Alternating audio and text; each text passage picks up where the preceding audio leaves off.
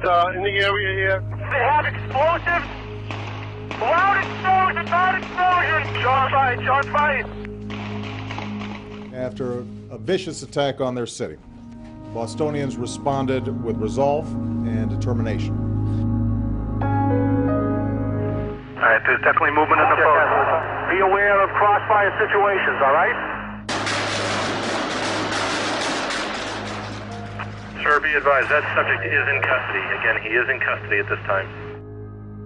We owe a tremendous debt of gratitude to all our outstanding law enforcement professionals. They came to protect us. It's a proud day to be a Boston police officer. Thank you all.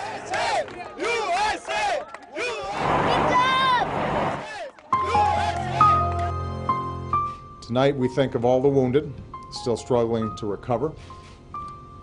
Certainly we think of Crystal Campbell, Ling Su Lu, little Martin Richard. We also send our prayers to the Collier family, who grieve the loss of Sean. We will determine what happened, and we'll continue to do whatever we have to do to keep our people safe.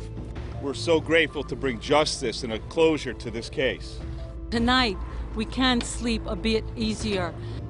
All in all, this has been a tough week, but we've seen the character of our country once more.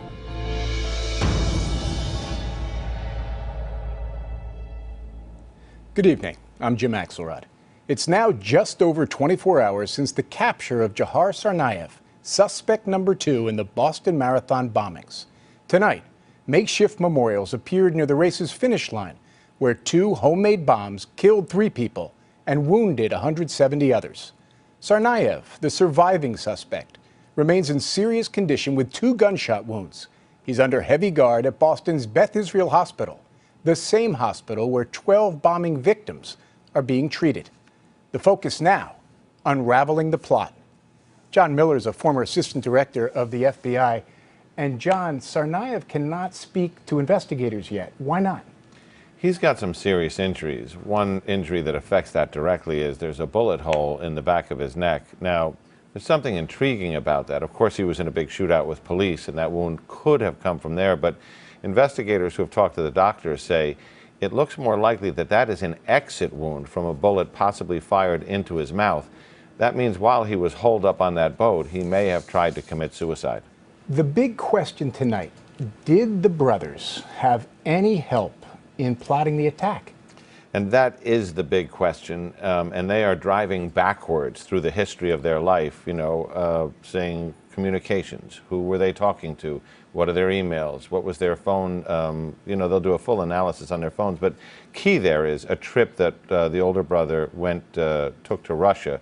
He was overseas for 6 months. That's a giant gap they're going to have to figure out. Who did he see? Did he receive training? Was there foreign support? They don't know. 6 months off the grid there. That's a long time. Okay, so once the bombing is carried out, the brothers, allegedly, stick around. Why don't they flee Boston?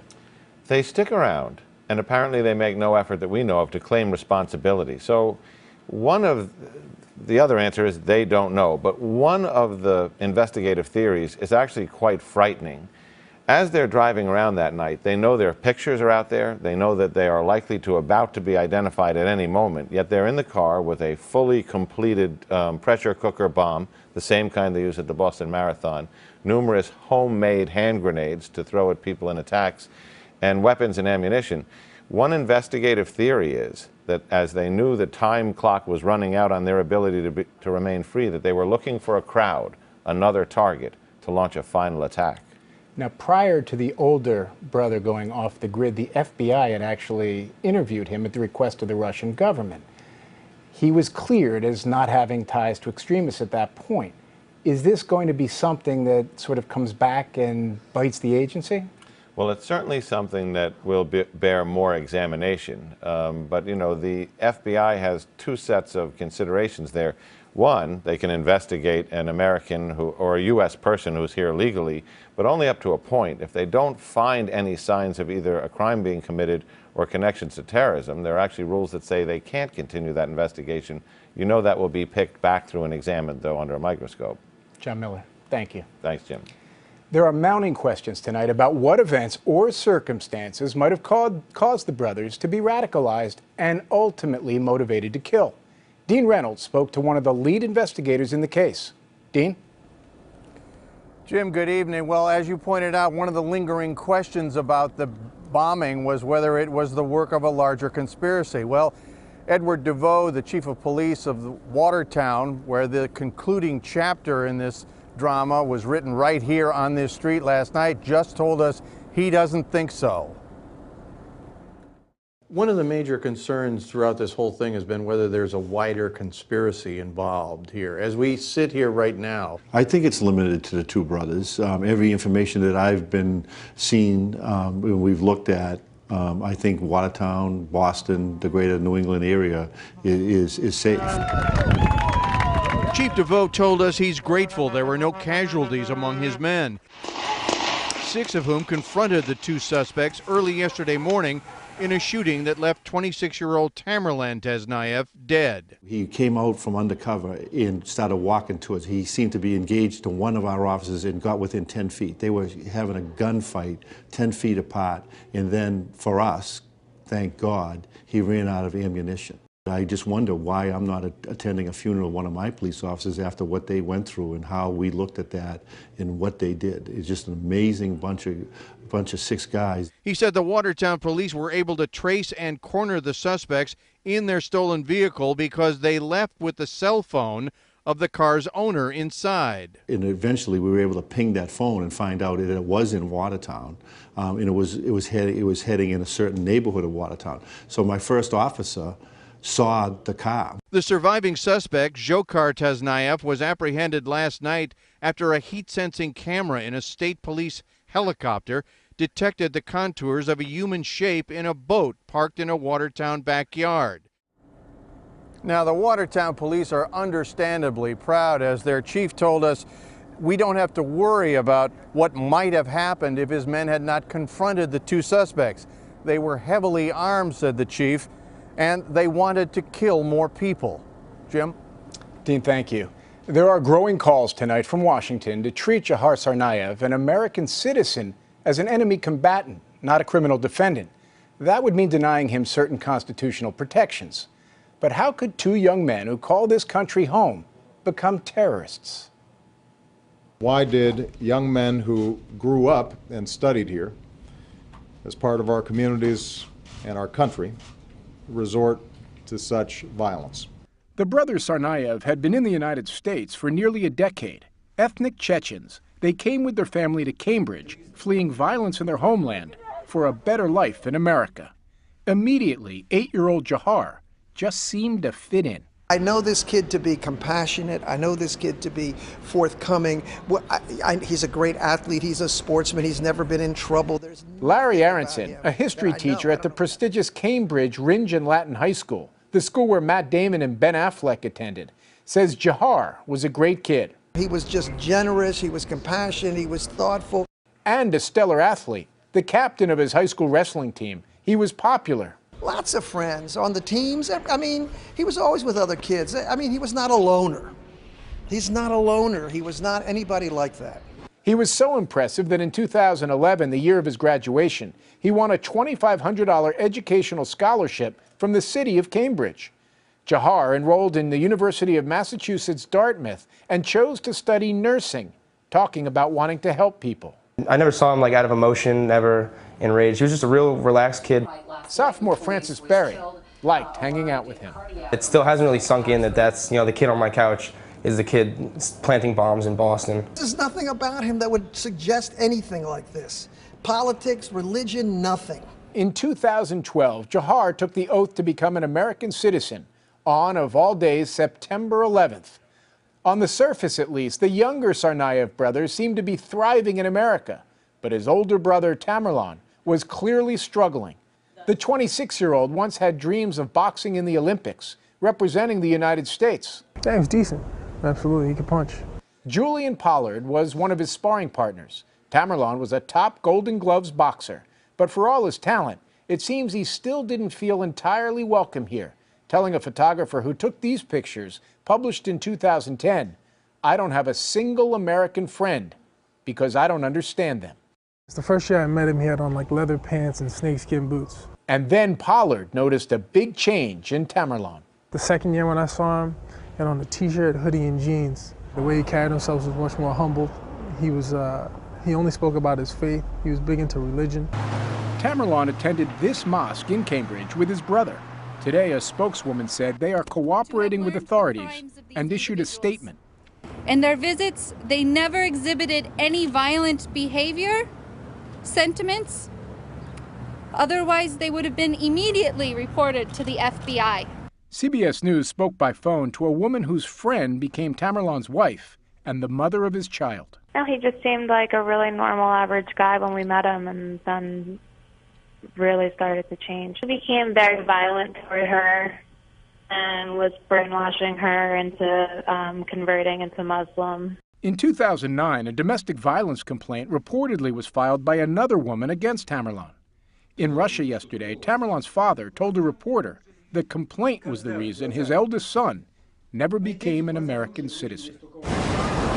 His wife's family commented on the marathon bombings, saying they were, quote, sickened by the horror he has inflicted. At least 5 years before the bombing, Tamerlan's life started to take a dark turn. He dropped out of community college, and his close friend was murdered.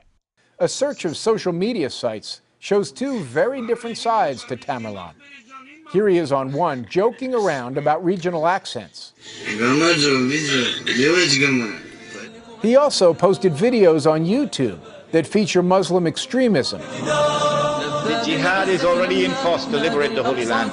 No one can stop that jihad. No one can stop it. But there's no evidence yet tying Tamerlan or his brother to any Islamic extremists. In Russia yesterday, their father defended them. My boys never even saw weapons, he said, except maybe on TV. But this was a Chechen family with roots in a region that had seen bloody civil war and serious incidents of terrorism. In 2002, Chechen militants took more than 800 theatergoers hostage in Moscow. 130 hostages died. We were positioned 50 meters from the school. And 2 years later in Beslan, militants took more than 1,000 people hostage and killed more than 300, most of them children. Just a few years before the Boston bombings, big changes happened in the brothers' lives. Their father left the United States, moving to Russia, leaving Tamerlan to take on a more paternal role in his younger brother's life. Jahar's friends noticed. His older brother didn't approve of his partying lifestyle, and that the only answer I ever got for that was that his older brother was really religious and that he really didn't condone drinking or partying or smoking or any of that stuff. The question now, did his older brother's influence go further than that? One family member who has something to say about the brothers' relationship is an uncle who offered some insight into his nephews turned bombing suspects in an interview with Chip Reed. He put a shame. He put a shame on our family, Tsarnaev's family. He put a shame on the entire Chechen ethnicity. Yesterday, Ruslan Sarny was burning with rage toward his nephews Tamerlan and Johar Tsarnaev. Today, the horrible reality seemed to set in, and he quietly remembered how different they once were, especially younger brother Johar. He was an awesome kid. Happy kid? Happy kid with nice big ears, always smiling. He was special. He says there was a time when older brother Tamerlan was special too. I wanted Tamerlan to be a big brother to all our family, especially my children, my girls. But that was before a deeply disturbing phone call with Tamerlan in 2009, the last time they spoke. It was different, Tamerlan. Seeing no purpose in life but pursue path of God. Okay, when I ask what is the path, he would say it's some kind of jihad. Tamerlan, he says, had suddenly become radicalized. It's a very, very sort of flow of words. Love in name of God, jihad. Sarny says it wasn't coming from a foreign influence, it was coming from his nephew's hometown. The seed was planted right there. seed was planted in this little town of Cambridge area. So it wasn't online, it wasn't from overseas, it was right there in Cambridge. It was right there. Sarny says he feels deep sadness for the victims and their families. He hopes that Johar will eventually seek their forgiveness, and he's horrified at what happened to his nephews, who he once thought he knew so well. Why do you think his younger brother, Johar, was involved in the bombing? The older brother involved him. He involved him? The older brother involved him. Even the worst gangster would not involve his family member, especially younger sibling, into something dirty and cruel like this. He's just another victim. Before last night, it was a street you probably never heard of. Then it became a battleground. Today, some citizens who lived through the battle gave Peter Van Zandt a tour. Were you worried for your own safety at any point? Yeah. Yesterday was horrible. Franklin Street in Watertown, Massachusetts may be the most talked about street in the world today. David Abel from the Boston Globe newspaper joins us now. After spending hours hunkered down inside their homes while an army of police roam their street and search their property, residents like Diane Tiernan emerged today. I have spoken with media from Japan, the UK. With remarkable stories to tell. I heard gunfire, I heard explosions, and we had the company of a Black Hawk helicopter over our street. What was going through your head? Really very frightening, but I must tell you what was comforting is having the contact of people texting. Franklin Street resident Nick Gianetti came out to show us this video he shot of police closing in on Johar Tsarnaev. And this is when they were walking up in complete silence. And then all of a sudden, it's just going to erupt, as you'll see. What were you doing while all that gunfire was going on? Holding my camera up and ducking. This video, shot by Robert Glatz, shows the suspect being put into the ambulance. As the world's media converged on Franklin Street, Richie O'Connor sought us out. A friend of mine owns a silk screen shop the next block over. He said, I'm waiting for a detective. I found blood splatter behind the building. It makes sense if the guy ditched a vehicle somewhere and had to run through some backyards. Let's go check it out. Sure. Okay. Where are we heading? We're going here. This is my friend's store. There's a policeman right there. So Police car right up here. So he must be looking into it. What have you found here, Tyler? Just basically I found a little bit of blood splatter out back of my shop. So it was very dark back there. I didn't have my security light on that night, so I assume it was probably just a place for him to, you know, maybe catch his breath and move on. How far are we from the house where you hid out in that boat? Probably maybe 150 yards away from here is where the boat was. We head into an alley behind the shop. Sir, stay away, please. Got blood right here on this surface, and police are here. They're checking it out. The blood is just to the left of the yellow brick where there's a little rise. Yeah, I see you it can right in see here. it, yes. There's about 4 or 5 thick drops. He ended up, I'm sure he cut through some yards that way. We left the police and the suspected blood drops behind. Just 2 blocks away, Stacy Rolfe had her own story to tell.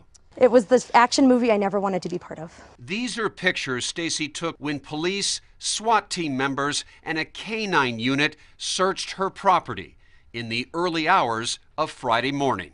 They stormed and swept the entire upstairs. The K-9 unit followed a scent to a crawl space in her backyard.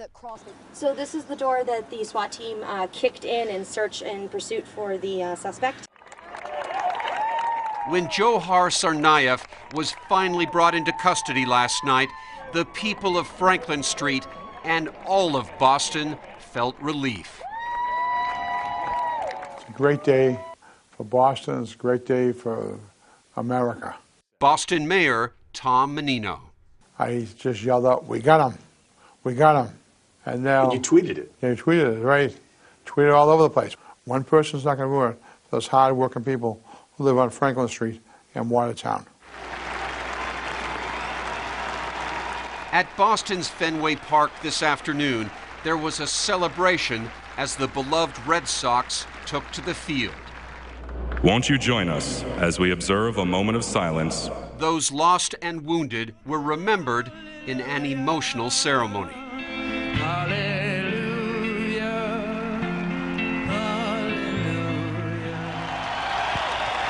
And all-star slugger David Ortiz spoke for Boston and perhaps the entire country when he reminded terrorists just who's in charge. This is our city.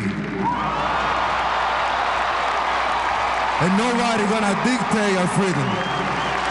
Stay strong. Thank you. Ultimately, this investigation, the manhunt, and the capture in this case are all about the victims, some who lost the most. Next.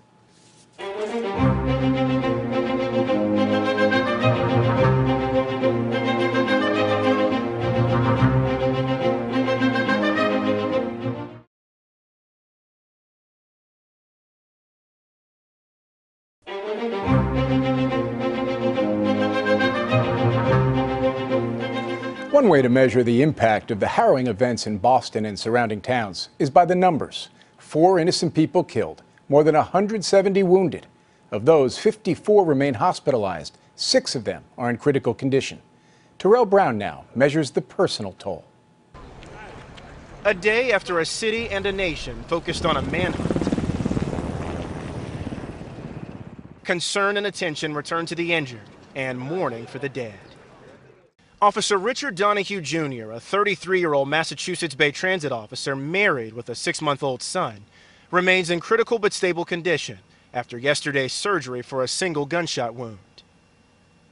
In an ironic twist of fate, Officer Donahue attended the police academy with his friend Sean Collier, the 26-year-old MIT campus police officer shot and killed by the suspected bombers. Officer Collier, an avid skier and hiker, was about to take a new position as a police officer in nearby Somerville. Deputy Police Chief Paul Upton. Sean lived to be a good police officer.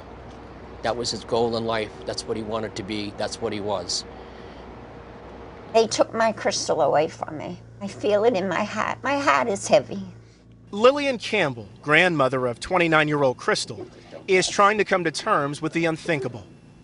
A grandmother is not supposed to bury their young children. They should be gone first. And the kids should just go on with their lives, you know, and do the best they can. When you think about her, what's the one thing that comes to mind? She was a happy, happy girl. Our prayers are with the Campbell family. Crystal was always smiling. Our prayers are with the Liu family of China, who sent their daughter Lingzi to BU so that she could experience all that this city has to offer. Our prayers are with the Richard family of Dorchester. Our hearts are broken for 8-year-old Martin, and we're left with 2 enduring images of this little boy, forever smiling for his beloved Bruins and forever expressing a wish he made on a blue poster board. No more hurting people. Peace. And first responders like Massport Fire Lieutenant Michael Ward grapple with what they saw. Somehow I ended up with little Martin, and I just remember his injuries. But he didn't seem that bad. He never complained, never cried. He just had a beautiful face, big, big doe eyes. And he was just looking up, kind of like, why? And I'm just trying to reassure him, and we're trying to help him, but that was it. I did what I could do. Today in Boston, and around the nation, and the world, people were out to remember and pay tribute, and to try to recover. The nightmare will never be over. This will never end for me or the family. I'm just not thinking of my family, but how are those other families doing? You know, my heart is out to them because I know what they're going through.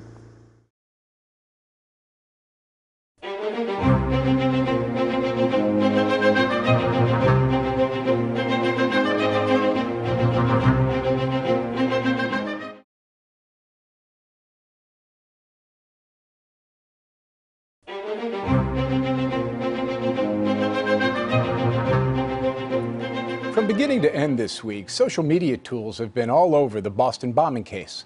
Tracy Smith now with a look at how this investigation turned the internet into a worldwide dragnet. The Boston bombing is certainly a tale of terror. But it's also a tale about the power and perils of social media. At one point I wrote, I just wish I had a fact filter for Twitter. Lance Ulanoff is the editor-in-chief of Mashable.com, a website designed for those who live their lives through the digital experience. They're going to social media before traditional media? Well, not only are they going to it, they're living on it. I mean, it's always with you. It's on your phone, and your phone is in your pocket. And if you look at people, most of the time they're looking at their phone. And when the FBI released photos of the suspects, if you see these men, contact law enforcement. Hundreds of thousands of ordinary citizens rushed to the FBI's website.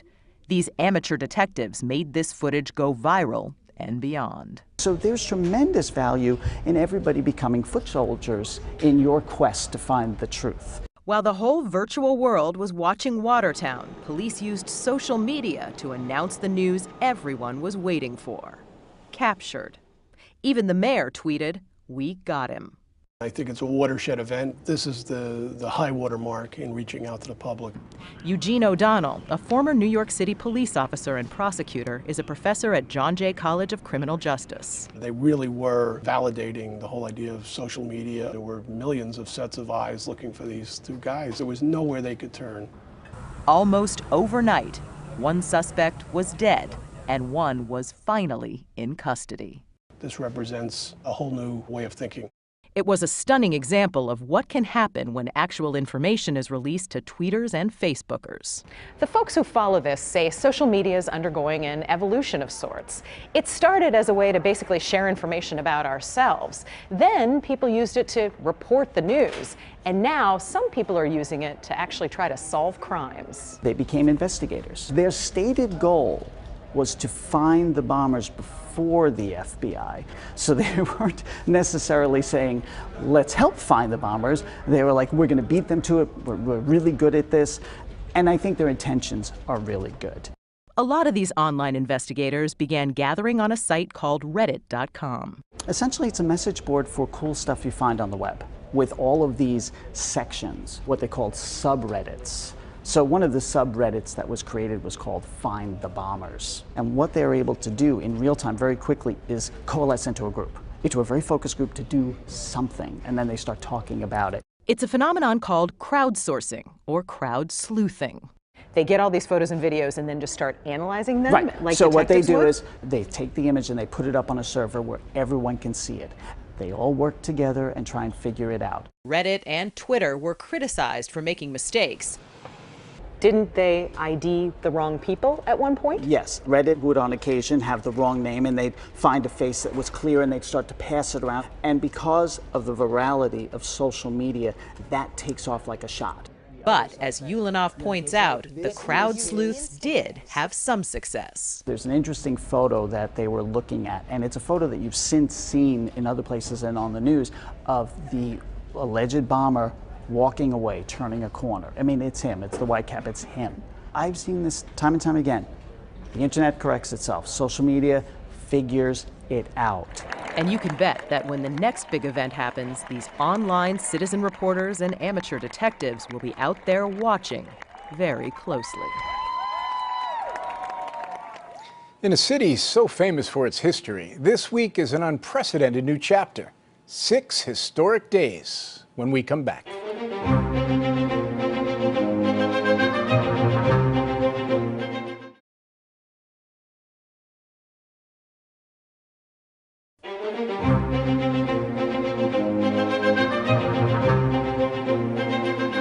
It was Patriots' Day, the Monday of the Boston Marathon, what was supposed to be a city's celebration.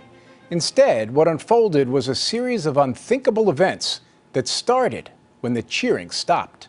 No different than any other faces in the crowd. 2 brothers watching the marathon on a beautiful spring day, about to become the 2 most wanted men in America. A huge explosion rips through the crowds near the finish line. Something just blew up. Run! About 10 seconds later, a second blast. 2 blocks away. Oh my God. Oh my God. Downtown Boston is a battlefield. First responders have never seen anything like this. I grew up in this city, and to see that carnage that happened there, to these innocent human beings, I just asked everyone to pray for those poor people. Unremarkable at the time, a camera captures the young man in the white cap walking away from the blasts.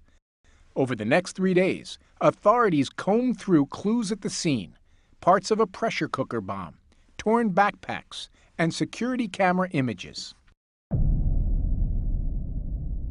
Then, an unusual move by the FBI.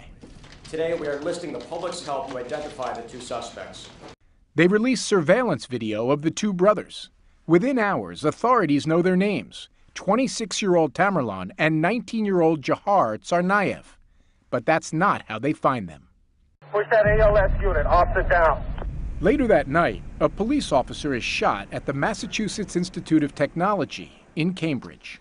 Okay, what's this area cutting off? It's the crime scene. Officer Sean Collier is dead at the scene. The brothers, the suspected killers. The 2 brothers allegedly carjack a man a few blocks away. They release him at a gas station, and a surveillance photo captures the younger brother. The car is spotted 90 minutes later in Watertown.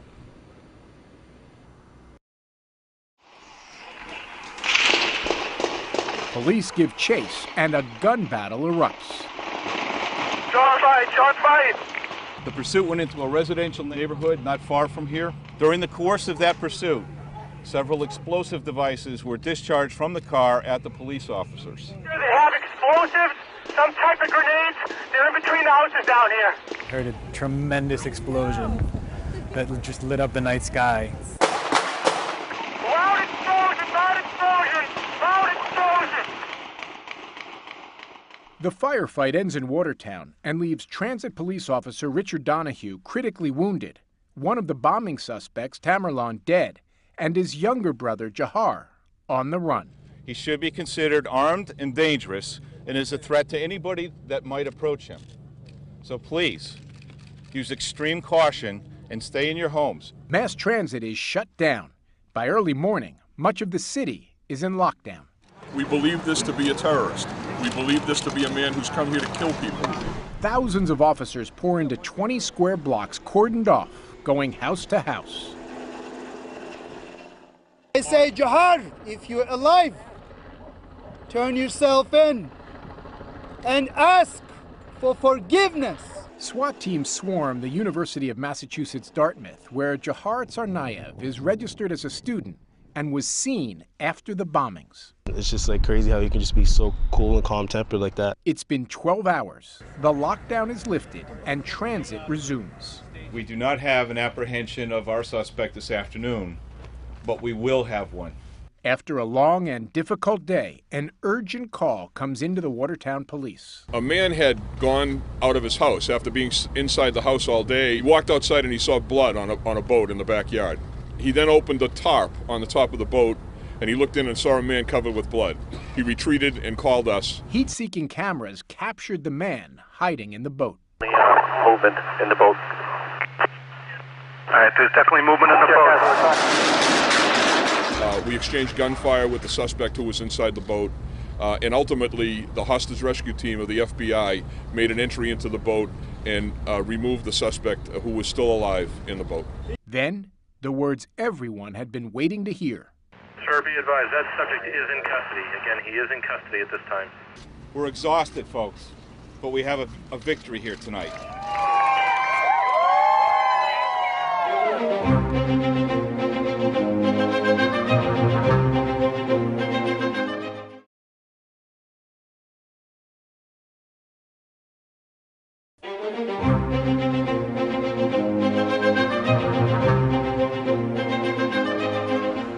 It's been nearly 12 years since the 9/11 attacks.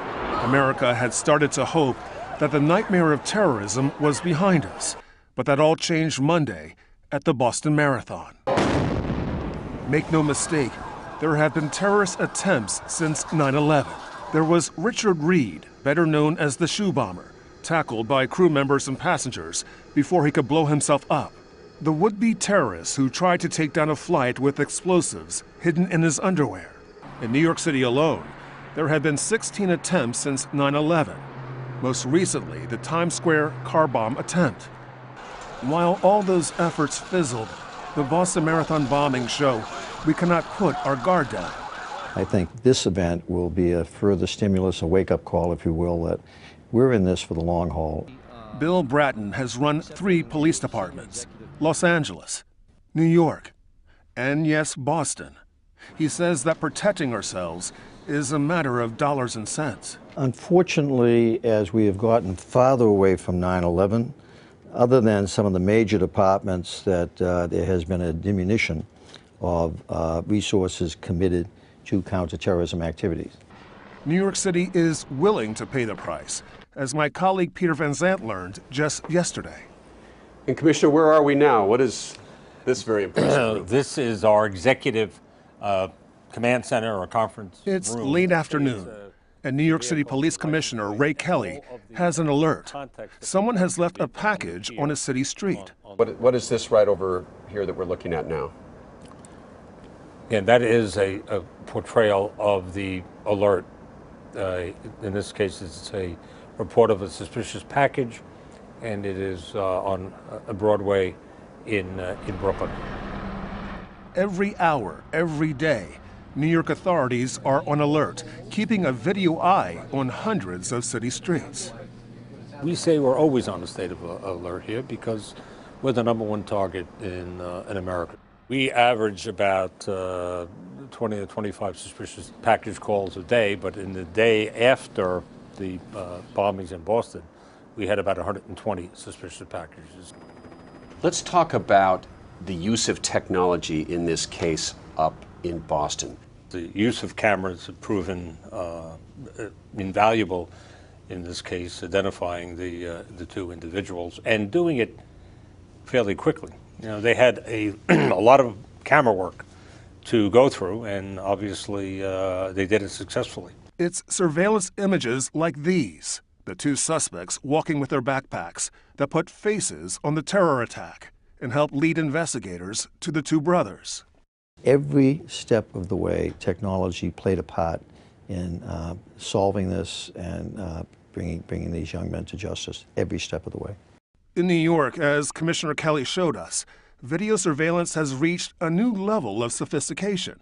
Now, if someone walked up here and placed a large bag on the sidewalk, the system that you have today, would someone detect that? We have the capability in many of our cameras to, yes, put in if you will, an alarm system that will alert us if a bag is put down and therefore a period of time, whatever determined it to be. And remember that suspicious package in Brooklyn? The one that set off this alert? It turned out to be harmless. Kelly admits the system isn't foolproof. Every city is vulnerable to a certain extent. There are no guarantees. There's no way that you can say with any certainty that you're going to prevent all terrorist attacks. What we try to do is to shift the odds in our favor. So do these terrorists succeed? They did, in the sense that they raised the level of fear for a period of time, but where they always lose is the unanticipated resilience that people show. We came together after 9/11. Boston, New England, the United States would come together around this event. Terrorists, by and large, in this country are always going to lose, and the sooner they get that message, the better.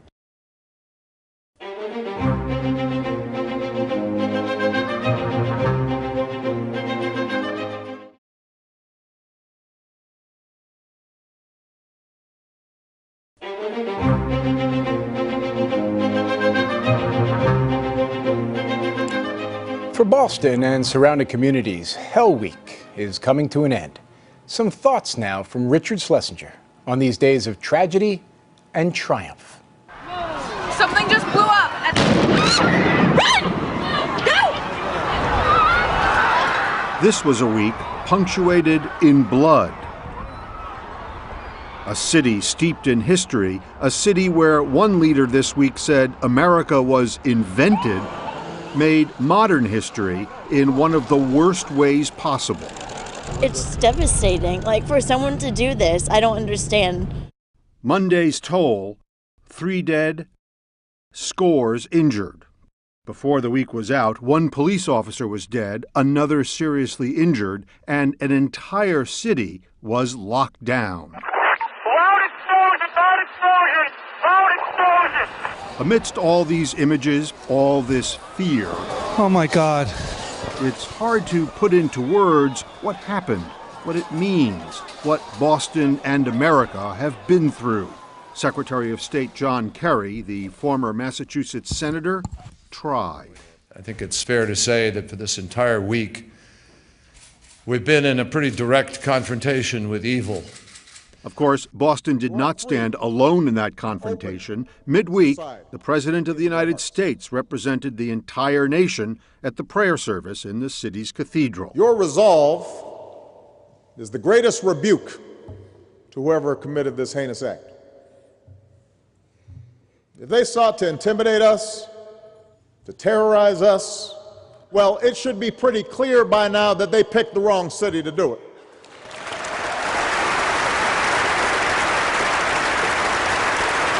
Not here in Boston.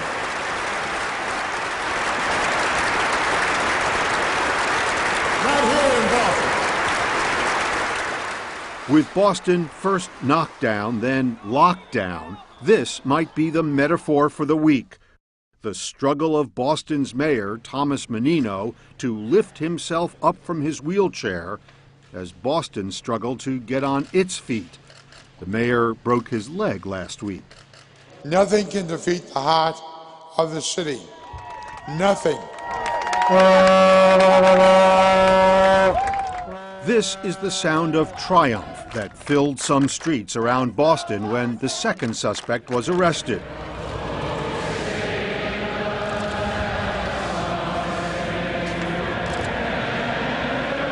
And they sang the national anthem a little louder at the game today. It was as if the entire city finally exhaled.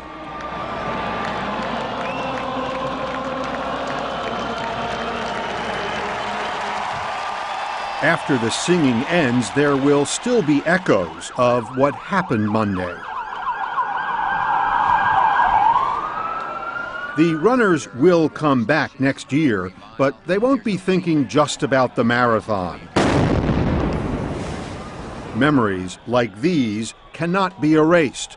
They become part of a new normal, and life goes on. And we'll have more on this still developing story tomorrow on CBS News Sunday Morning and Face the Nation. For now, I'm Jim Axelrod in New York. For all of us here at CBS News, good night.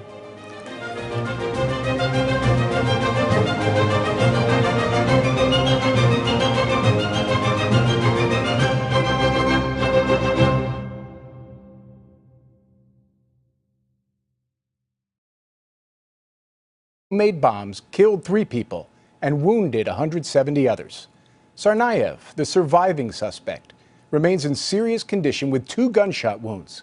He's under heavy guard at Boston's Beth Israel Hospital, the same hospital where 12 bombing victims are being treated. The focus now, unraveling the plot. John Miller is a former assistant director of the FBI.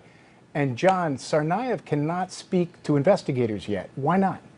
He's got some serious injuries. One injury that affects that directly is there's a bullet hole in the back of his neck. Now, there's something intriguing about that. Of course, he was in a big shootout with police, and that wound could have come from there. But investigators who have talked to the doctors say it looks more likely that that is an exit wound from a bullet possibly fired into his mouth.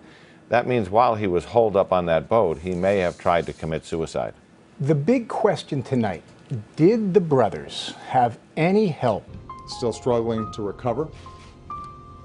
Certainly we think of Crystal Campbell, Ling Su Lu, little Martin Richard.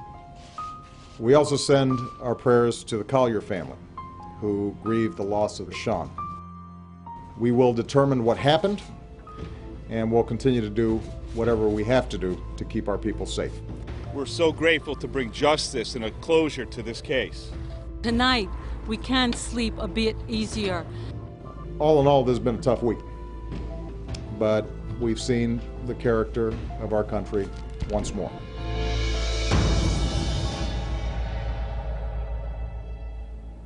Good evening. I'm Jim Axelrod. It's now just over 24 hours since the capture of Jahar Tsarnaev, suspect number 2 in the Boston Marathon bombings. Tonight, makeshift memorials appeared near the race's finish line, where 2 home... We have a suspect in the area here. They have explosives. Loud explosion, loud explosion. Shot fired, shot fired. After a vicious attack on their city, Bostonians responded with resolve and determination. All right, there's definitely movement in the boat. Be aware of crossfire situations, all right? Sir, be advised, that subject is in custody. Again, he is in custody at this time. We owe a tremendous debt of gratitude to all our outstanding law enforcement professionals. They came to protect us. It's a proud day to be a Boston police officer. Thank you all. USA!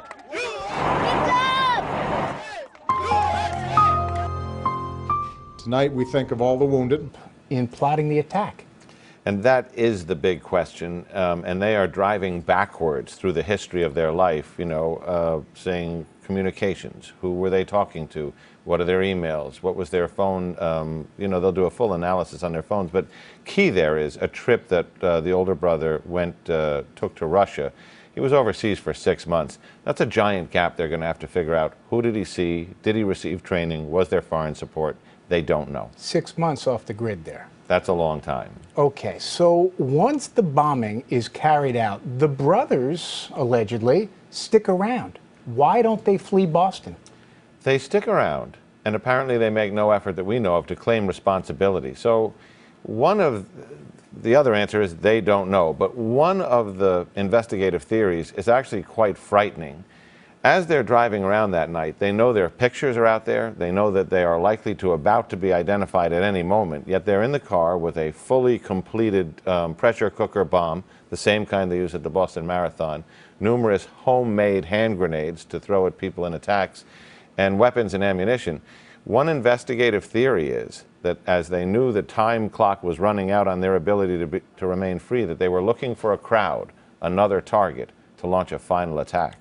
Now, prior to the older brother going off the grid, the FBI had actually interviewed him at the request of the Russian government. He was cleared as not having ties to extremists at that point.